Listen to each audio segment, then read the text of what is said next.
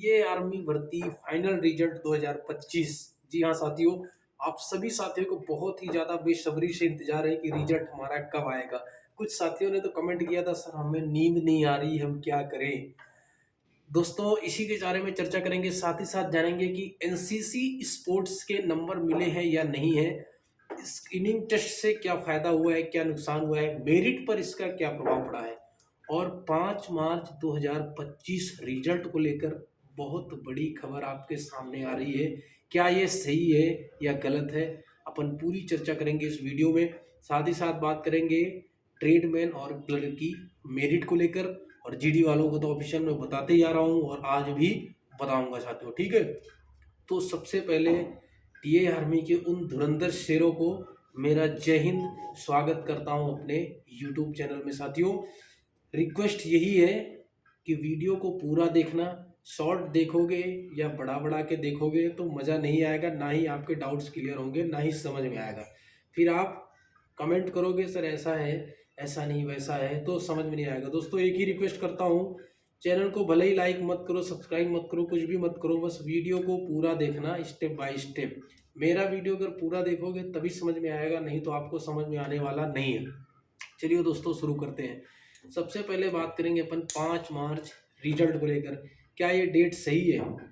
साथियों सबसे पहले आप सबको पता है, आप कोई अभी बच्चे नहीं हो, सभी फौजी बनने जा रहे हो, देश की बहुत बड़ी जिम्मेदारियों को अपने सर पे लेने जा रहे हो, तो आप सबको पता है कि रिजल्ट की डेट टीए आर्मी की आउट नहीं होती है कि इस तारीख को रिजल्ट आ जाएगा। सबसे पहला डाउट ये हटा देना अपने माइंड से कि 5 तारीख को ही रिजल्ट आ जाएगा। मैं ये नहीं कहता हूँ कि रिजल्ट कभी भी आ सकता है अभी, लेकिन फरवरी में नहीं आएगा क्योंकि अभी स्क्रीनिंग टेस्ट कुछ बंदों के बचे हुए हैं।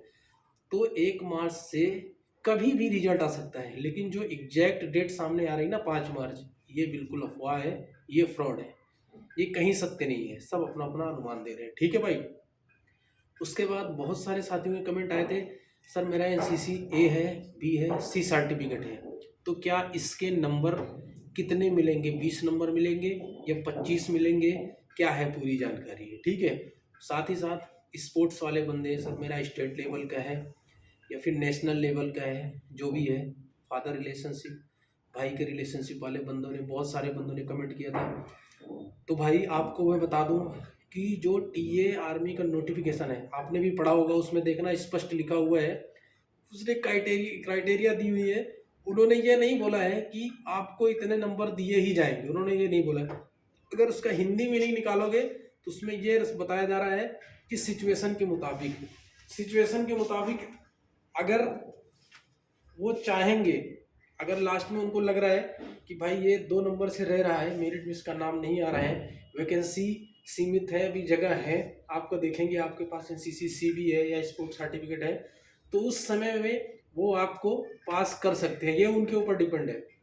उन्होंने नोटिफिकेशन में साफ लिख दिया, ऐसा नहीं है कि वो आपको नंबर देंगे ही देंगे, ऐसा बिल्कुल नहीं है। हाँ अगर आप अग्निवीर आर्मी में होते तो आपको 100% नंबर दिए जाते सर्टिफिकेट के हिसाब से, एबीसी के हिसाब से, लेकिन टीए में ऐसा परफेक्ट नहीं है कि आपको मिलेगा ही मिलेगा।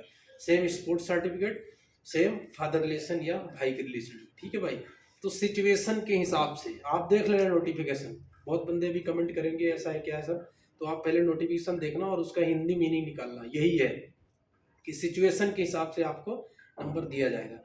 अब बात करेंगे अपन स्क्रीनिंग टेस्ट से क्या फ़ायदा हुआ है, क्या नुकसान हुआ है।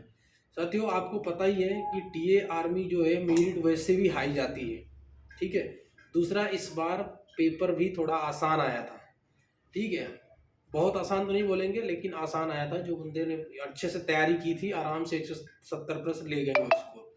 तो गुड वालों के चांस बहुत ही कम थे इस बार, जिनके 155 160 नंबर बन रहे थे। तो उनका फ़ायदा ये है कि स्क्रीनिंग टेस्ट में अगर उन्होंने बहुत अच्छा स्कोर किया हुआ है, जैसे मान लो 180 वाले ने ऑल ओवर परसेंटेज अगर 30% किया है और गुड वाले ने 90% ऑल ओवर स्क्रीनिंग टेस्ट में किया है, तो उसका नाम पहले आएगा। ये बात आप अपने दिमाग में हटा लेना, इसी से बाहर करेंगे। लेकिन आप अगर ये सोच रहे हो कि स्क्रीनिंग टेस्ट के नंबर आपके मेरिट में जुड़ेंगे, तो मेरे नंबर मेरिट में नहीं जुड़ेंगे। तो स्क्रीनिंग टेस्ट से गुड वालों का फायदा हो सकता है, ठीक है, बता दिया स्क्रीनिंग टेस्ट का, स्क्रीनिंग टेस्ट से गुड वालों का फायदा हो सकता है। उसके बाद मेरिट में हुआ बदलाव। मेरिट में दोस्तों बदलाव यही है कि अगर ऑल ओवर देखा जाए, वैसे तो मैं जोन वाइज बता ही चुका हूँ, अगर ऑल ओवर देखा जाए तो 170 प्लस जीडी का बता रहा हूँ, 170 प्लस जो साथियों के नंबर हैं तो आपके 80% चांस बन जाते हैं आपका नाम आने का। ठीक है, कुछ जोन के छोड़कर मैं ये भी बता रहा हूँ, जैसे दानापुर, पिथौरागढ़, कालका, इधर वैकेंसी कम है, बंदे ज़्यादा हैं, तो यहाँ मेरिट थोड़ा सा अप जा सकती है। लेकिन जो 170 से कम वाले दोस्त हैं उनके चांस कम है। मना नहीं कर रहा हूँ कि उनका होगा ही नहीं, लेकिन उनके चांस कम है, क्योंकि हम भी कोई रिजल्ट चेक करने वाले नहीं हैं, हम भी एक आंकड़ा देते हैं। ठीक है, कंफर्म किसी को नहीं पता होता कि मेरिट कितने से जाएगी। हम क्या करते हैं, पुरानी जो भर्तियां हुई हैं उनसे देखते हैं वैकेंसी कितनी है, बंदे कितने थे, उसके हिसाब से आपको आंकड़ा देते हैं। 100% श्योर वो भी नहीं है। ठीक है, अभी बात करते हैं ट्रेडमैन की। तो साथियों ट्रेडमैन में क्या होता है, वैकेंसी के ऊपर डिपेंड होता है। जैसे ट्रेडमैन में कुक होता है तो कुक में वैकेंसी सबसे ज़्यादा रहती है, तो जिसका कुक में होगा उसकी मेरिट 185 से ऊपर अगर वो है बंदा तो उसका सिलेक्शन हो सकता है। वहीं आती है बात बार्बर शॉप की, वाशरमैन की, है ना, स्वीपर की, तो इसमें वैकेंसी कम रहती हैं, 2-2 3-3 वैकेंसी रहती है, तो इसकी मेरिट 190 प्लस जाएगी। ठीक है, जिनका कुक है 185 प्लस, और जो अदर है ट्रेड में उनका 190 प्लस जाएगा। अब बात करते हैं क्लर्क वालों की। तो साथियों क्लर्क में वैकेंसी बहुत ही ज़्यादा कम होती है। क्लर्क के दो कम होते हैं, एक एसकेटी होता है और एक ऑफिशियल कंप्यूटर वाले। क्लर्क में 2 ट्रेड होते हैं, तो इनमें भी वैकेंसी बढ़ के आती है, एक दो उसमें ज़्यादा वैकेंसी नहीं रहती। लेकिन इसका फ़ायदा ये है कि इसमें बंदे भी कम बैठते हैं। जैसे 2-3 वैकेंसी हैं तो आपको 30 से 40 बंदे मिलेंगे, तो इसमें फाइट भी कम रहता है, लेकिन बंदे भी सब अच्छे ही होते हैं, क्योंकि क्लर्क में वही जाता है जिसका रिटर्न अच्छा होता है, आपने भी सुना होगा। तो उसकी भी मेरिट 190 से ऊपर ही रहने वाली है, उससे नीचे मेरिट कम नहीं होगी। अब साथियों बात करते हैं नेक्स्ट भर्ती को लेकर। तो नेक्स्ट भर्ती को लेकर मैं बता ही रहा हूँ, भर्ती आएगी ऐसी बात नहीं है, क्योंकि लगातार सोल्जर्स रिटायरमेंट जा रहे हैं, और अग्निवीर की वजह से क्या है, ये हमारी इन्फेंट्री फौज की रीढ़ मानी जाती है। इन्फेंट्री फौज की रीढ़ की हड्डी होती है, तो इन्फेंट्री में बंदे लगातार जा रहे हैं, तो उनको पूरा करने के लिए टीए आर्मी में बंदे आएंगे ही आएंगे। ठीक है, अब साथियों नेक्स्ट सवाल रहता है कि क्या टीए आर्मी 7 साल की है या परमानेंट है। तो दोस्तों इस पर भी नोटिफिकेशन पे आप गौर करना, उसमें लिखा है 7 ईयर्स लिखा हुआ पूरा, और साथ ही में परमानेंट भी लिखा हुआ है। तो इसका मतलब ये है कि 7 साल तक आप परमानेंट रहेंगे ही रहेंगे, उसके बाद भी आपको रखा जा सकता है। ठीक है, उसमें ये नहीं लिखा आपको बाहर ही कर दिया जाएगा, पेंशन ही भेज दिया जाएगा, ऐसा कुछ नहीं है।